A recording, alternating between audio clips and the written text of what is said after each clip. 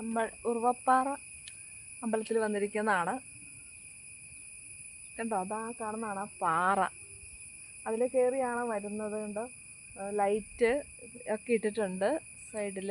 പിന്നെ ഇതാ പാറയ്ക്ക് സൈഡിൽ കൂടെ കമ്പിയുടെ വേലി വെച്ചിട്ടുണ്ട്.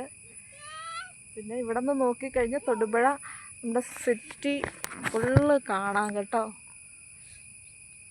ഉണ്ടോ, ആ കാണുന്നതാണ് തൊടുപുഴ.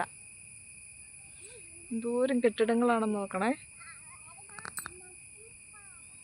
ചെറിയ വെയിലുണ്ട് കേട്ടോ ഇന്ന്.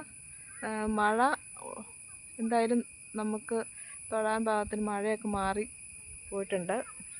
ആ കാണുന്നതാണ് കേട്ടോ അമ്പലം. ഇതിൻ്റെ ഫ്രണ്ട് ഭാഗം ഞാൻ അവിടെ ചെന്നിട്ട് കാണിച്ചു തരാം.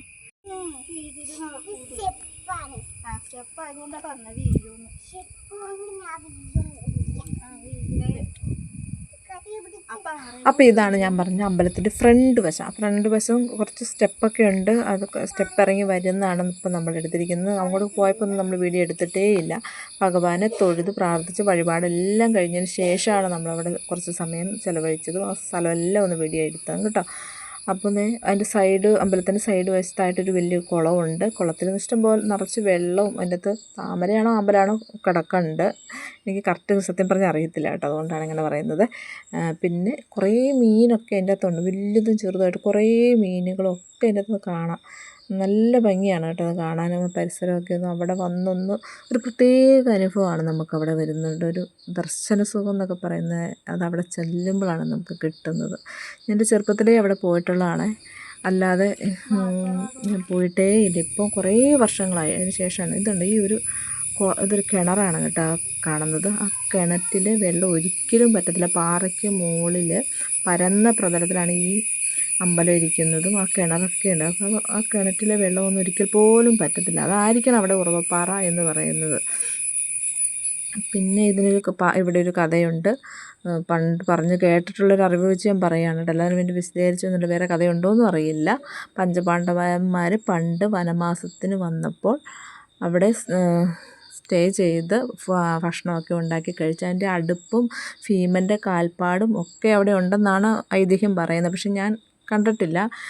ഞാനത് കാണാൻ ശ്രമിച്ച് നോക്കിയിട്ട് നമുക്കത് കറക്റ്റ് അറിയില്ലാത്തതുകൊണ്ട് കുറേയൊക്കെ നടന്നൊക്കെ നോക്കിയെങ്കിലും കണ്ടിട്ടില്ല. എങ്ങനെ എവിടെയൊന്നും അറിയത്തില്ല കേട്ടോ. എന്തായാലും നമ്മളത് അതിനുള്ളൊരു സമയവും കിട്ടിയില്ല. നമ്മൾ തൊഴുത് ഇറങ്ങി കുറച്ച് വീഡിയോ ഒക്കെ എടുത്തിട്ട് നമ്മളങ്ങ് പോരണേ. എല്ലാവരും അവിടെ പോയി പ്രാർത്ഥിച്ച് തൊഴണേ. ആ റോട്ടിൽ നിന്ന് പാറ വഴി കയറുമ്പോൾ വരുന്ന സ്ഥലമാണിത്. ആളുകളതിൽ കയറി വരുന്നുണ്ട്, കാണാവോ. എനിക്ക് വെയിലായതുകൊണ്ട് ഇച്ചിരി വെയിലുണ്ട്, അതുകൊണ്ട് കണ്ണിനൊരു മൂടൽ പോലെ. അങ്ങനെ താഴെയാണ് റോഡ്. നമ്മൾ അമ്പലത്തിൻ്റെ ബാക്ക് സൈഡിൽ കൂടെ വണ്ടി വരാനുള്ള സ്ഥലവും സൗകര്യമൊക്കെ നമുക്കുണ്ട്. ചെറിയ റോഡുകളുണ്ട്.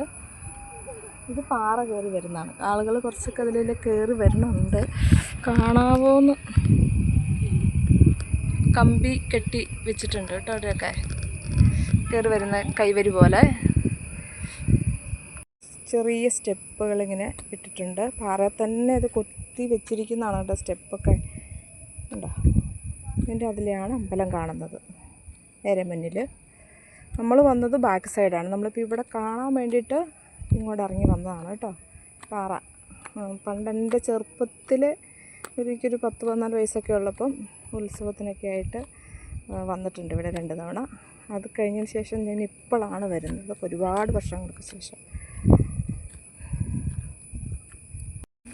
അമ്പലത്തിൻ്റെ ഒരു സൈഡാണ് ഇത് കാണുന്നത്. ഇതിലാണ് കേട്ടോ വണ്ടി കൊണ്ട് നമ്മൾ വന്നത്.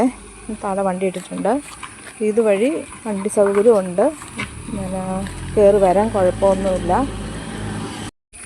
പലർക്കും ഡൗട്ടുണ്ട് കേട്ടോ ഇതിൽ വണ്ടിയൊക്കെ കയറുമോ അല്ലെങ്കിൽ പാറ കയറി വരണോ എന്നൊക്കെ ഒരു ഡൗട്ടുണ്ട്. പക്ഷെ അതൊന്നും പേടിക്കണ്ട. വണ്ടി നല്ല സുഖമായിട്ട് ഈസിയായിട്ടും കയറി വരും. ഈ സൈഡ് വഴി നല്ല ചെറിയ കോൺക്രീറ്റ് റോഡ് പോലത്തെ റോഡുണ്ട്. അപ്പം എല്ലാവരും വന്നൊന്ന് സന്ദർശിക്കാം. മലയാളപ്പളനി എന്നാണൊക്കെ ഇവിടെ പണ്ടൊക്കെ പറയുന്നത്. ഇപ്പോഴും അങ്ങനെ തന്നെയാണ്. മുരുകൻ്റെ ഒരു ക്ഷേത്രം ഉറുവപ്പാറ. എല്ലാവരും ഒന്ന് വന്ന് കണ്ട് പ്രാർത്ഥിച്ച് ഭഗവാനെ വണങ്ങി പോകണം കേട്ടോ. ഒരു പ്രത്യേക അനുഭവമാണ്.